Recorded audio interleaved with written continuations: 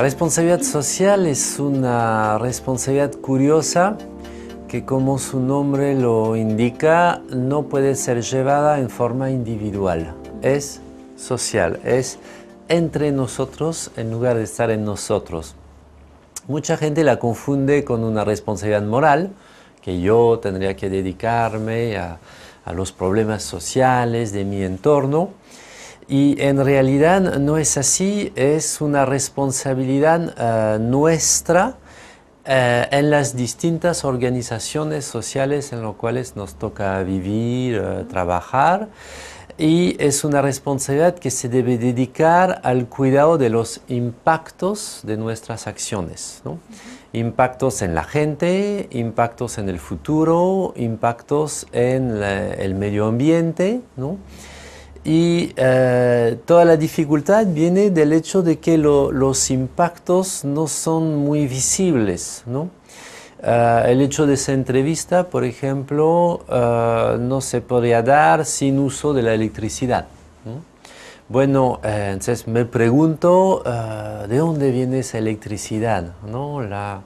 De repente una central térmica que echa humo a la atmósfera para que podamos tener electricidad para hacer esa entrevista, etcétera, etcétera. Es decir, la responsabilidad social nos obliga en pensarnos en sociedad, ¿no? Y en planeta, y en visualizar cuáles son los impactos de nuestros actos, ¿no? Lo que hace lo que hacemos, ¿no? No lo que hacemos, sino lo que hace lo que hacemos. Una vez que estamos en claro con este concepto de responsabilidad por los impactos, ¿no? Es muy simple, la responsabilidad social universitaria es la responsabilidad de una universidad por sus impactos, al igual que la responsabilidad social empresarial es la responsabilidad de una empresa por sus impactos. Y es la diferencia de impactos que crea la diferencia de responsabilidad. La empresa, bueno, tiene impactos como organización, con la gente, con los clientes, los colaboradores, en el medio ambiente, los impactos que el producto o el servicio que ofrece tiene en la sociedad, su manejo financiero, etc. O sea, en fin, toda una serie de impactos los puede reflexionar. Y la universidad podemos agrupar en forma general sus impactos en 4 rubros, ¿no? Un rubro organizacional que, al igual que las empresas o cualquier otra organización, hace que la universidad impacta en su gente, su comunidad estudiantil, académica y de personal no docente. Al igual que en el medio ambiente, un campus, los estudiantes que llegan cada día desde diferentes lugares, todo eso participa del cambio climático también, ¿no? Por otra parte, tiene impactos sociales hacia otras organizaciones con las cuales la universidad está ligada. Tiene finalmente impactos de orden académico, forma personas, y se supone que los estudiantes no salen como han entrado en la universidad. Desde luego aquí hubo un cambio, un impacto, y la universidad propone conocimientos, ¿no? Propone definiciones de los saberes de una disciplina, organiza una currícula, es decir, tiene impactos cognitivos. Y yo quisiera dedicarme más y resaltar este impacto cognitivo porque es el menos conocido de todos, no está en el discurso de la RSE, de la responsabilidad social empresarial en general, y es el más importante. Por una razón simple, la responsabilidad social universitaria parte de una especie de currículo oculto, ¿no? Es decir, ni siquiera pensándolo, la universidad define para la sociedad lo que es una profesión. Define qué cosa es hacer medicina, qué se estudia para pretender ser economista, ¿no? Qué patrones de conducta debe tener una enfermera, etcétera, etcétera, etcétera. Y esto es currículo oculto porque ni siquiera los actores que trabajan en las diferentes asignaturas, ¿no? Tienen una conciencia clara de las selecciones que han hecho para decidir esto es ciencia, esto no es ciencia, esto es la profesión, esto no es la profesión, esto es pertinente, conocimiento pertinente, eso es cualquier cosa, opinión, charlatanismo, etcétera, etcétera. Y aquí, cuando empezamos a dedicarnos al estudio de los impactos cognitivos, nos encontramos con las grandes limitaciones que la universidad reproduce sin cesar en nuestra sociedad, ¿no? Por ejemplo, los contadores siguen saliendo de nuestras universidades sin saber calcular una huella ecológica. Calculan muy bien un estado financiero, pero un informe, un reporte social y un reporte ambiental no saben hacerlo. ¿Por qué la contaduría, ¿no?, nos lleva este tipo de reportes no financieros? ¿Te das cuenta, no? Esa es una distinción que hacemos y que tiene grandes impactos después en la sociedad. Implica primero dejar de pensar ingenuamente que ella es básicamente buena, ¿no? Eso es lo que diferencia lo que debemos llamar responsabilidad social de compromiso social, porque nuestras universidades tienen todas una misión y visión extremadamente buena, formamos grandes profesionales, éticos y en forma integral para el desarrollo del país. Más o menos toda la misión y visión de las universidades dicen lo mismo. Y muy bien, claro, es lo que tratamos de hacer, pero nos autoengañamos con este discurso, pensando que cómo formamos la juventud, cómo creamos capital humano, lo que hacemos está bien. Y son esas malas empresas multinacionales las que actúan mal, pero eso no nos toca. Y en realidad, cuando empezamos a escarbar, y es ahí toda la necesidad de un autodiagnóstico permanente de la universidad sobre sus propios impactos, vemos que la universidad es un ente social que reproduce, ¿no?, y muchas veces, desgraciadamente, agranda el problema que tenemos ahorita, que es un problema planetario, es que el desarrollo humano de esa especie sobre la Tierra es insostenible. Es insostenible a nivel medioambiental, nos comemos más de un planeta en recursos. El planeta no logra en un año regenerar todo lo que extraemos de él. Y somos insostenibles también a nivel social, es decir, el desarrollo de algunos se hace a costa de la pobreza de otros, y obviamente se ve nítidamente que el desarrollo económico mundial tiende actualmente a la financiarización de todo, desde luego una economía absolutamente loca que abandona toda relación finalmente al bienestar de la gente. Entonces, por un lado estamos yendo muchísimo mejor, pero por otro lado estamos socavando las bases de pacto social y de pacto ambiental, ¿no?, que hacen que vamos dentro de muy poco tener grandes problemas de incluso supervivencia en el planeta Tierra, ¿no? Entonces, la universidad participa de ese fenómeno, ¿no?, y ella es un agente mayor para iniciar un cambio de un desarrollo que deje de ser injusto socialmente e injusto con las generaciones futuras, es decir, ambientalmente insostenible. Surge de la misma crítica a este desarrollo actual, moderno, insostenible. Podríamos decir que ya con los trabajos del Club de Roma en los años 70, ya empezamos a tener la idea de una responsabilidad social de la sociedad por sí misma, ¿no? Pero específicamente la RSU, la responsabilidad social universitaria, en América Latina surge como una interrogación sobre el hecho de que la extensión no nos basta, ¿no?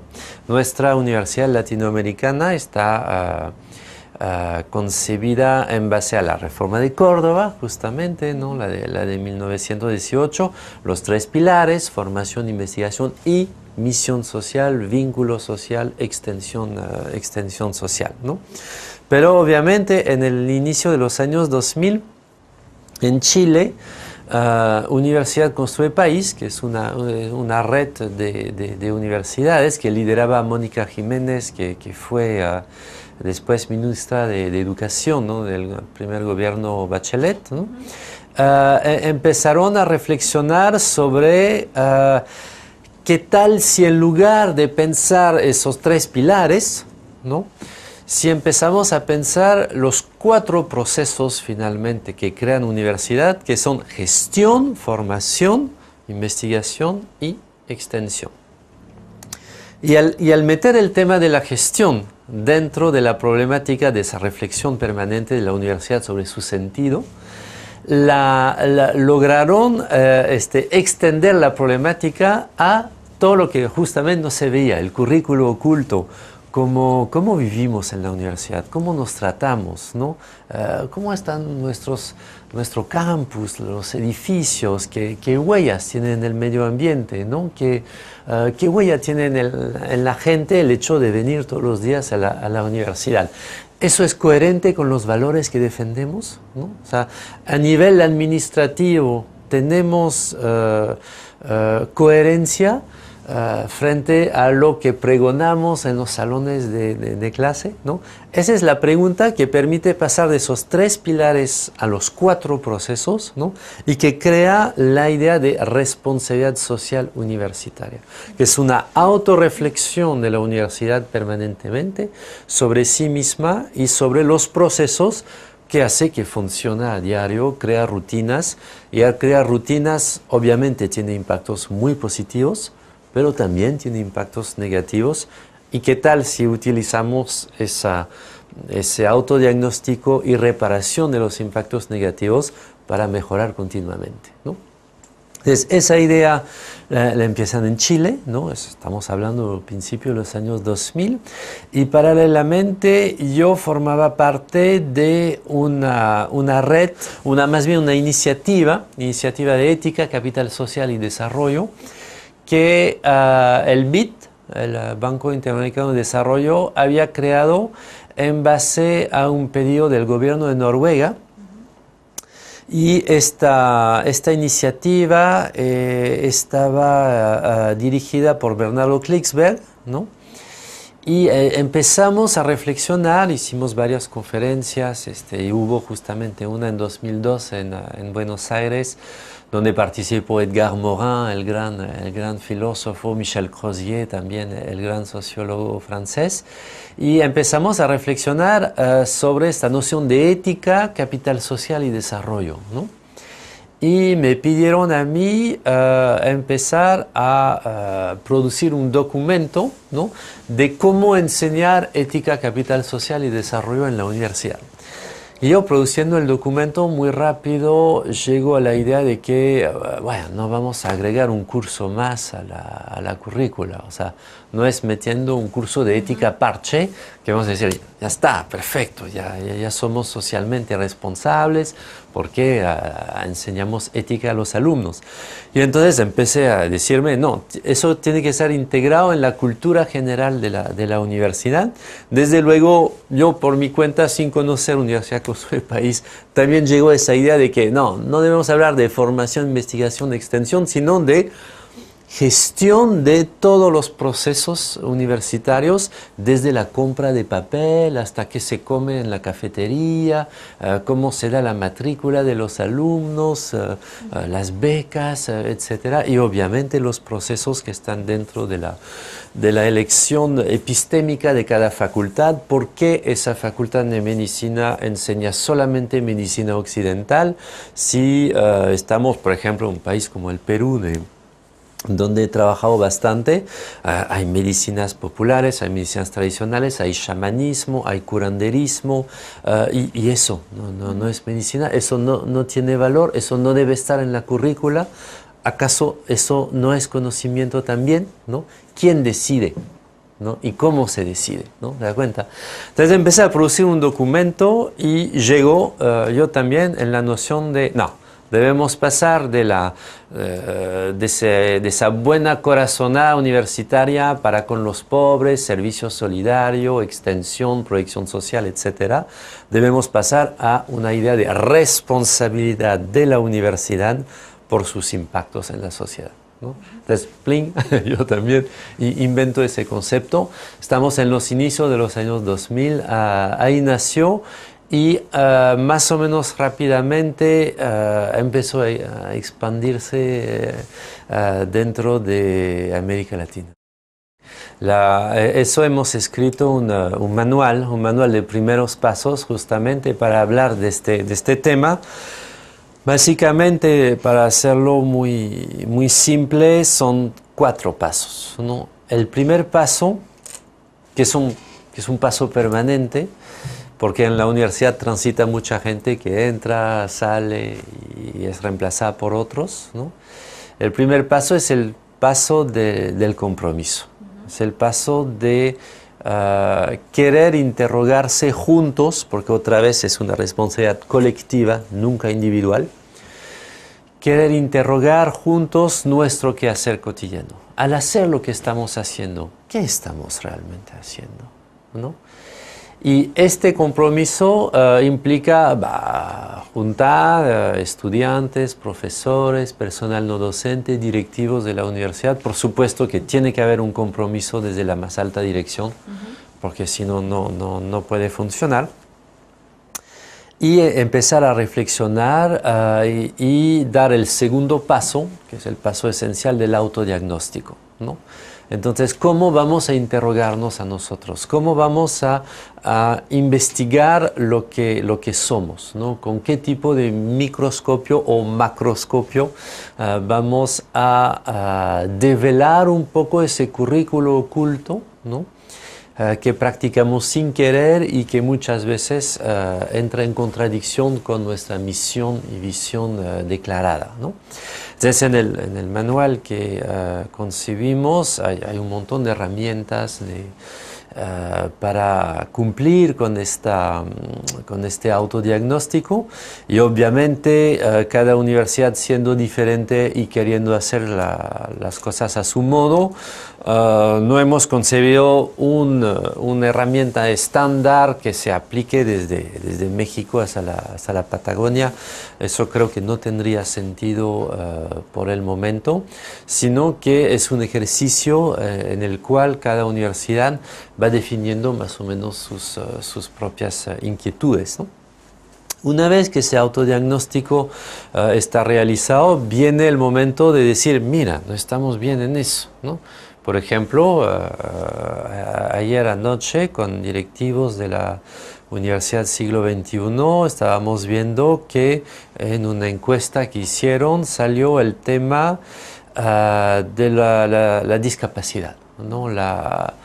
¿Cuántos empleados con discapacidad tiene la universidad? Finalmente es una universidad abierta a esa población vulnerable y marginada del trabajo, de los estudios superiores. ¿Qué hacemos para eso? ¿No podríamos hacer más? No es algo en el cual nos falta, ¿no? Entonces, esto desprende una inquietud y en base a eso, bueno, empezamos a organizar ese tercer paso, que es el paso de la proyección, de la innovación, del cambio, ¿no? Y el cuarto y último paso es sencillamente la evaluación, ¿no? Evaluación, rendición de cuentas, porque el ser responsable debe rendir cuentas, ¿no? Es responder por, ¿no? Entonces, ¿qué hemos hecho? ¿No? ¿Qué tipo de resultados hemos tenido? ¿En qué cosa hemos mejorado? ¿En qué cosa seguimos mal? ¿No? Y sin tener miedo de resaltar los aspectos negativos, eso es esencial, ¿no? La cultura de la mejora continua es una cultura del error, ¿no? Es una cultura de decir el error no se debe esconder. El error, o sea, mis logros no me dicen nada. Mis logros me dicen algo de mi pasado. pero mis errores me dicen algo de mi futuro, ¿no? Entonces, mis errores dibujan el camino de la mejora. Entonces, qué interesante un error, ¿no? Si 90% de los alumnos están satisfechos con los estudios en la universidad, perfecto, no le he hecho tan mal. Pero qué interesante que 10% no piense así. ¿Qué piensan ellos, no? ¿Qué reclamo, qué problemas han percibido que a mí me va a ayudar para esa mejora continua, ese kaizen, como dicen los japoneses? ¿Te das cuenta? Eso es, ¿no?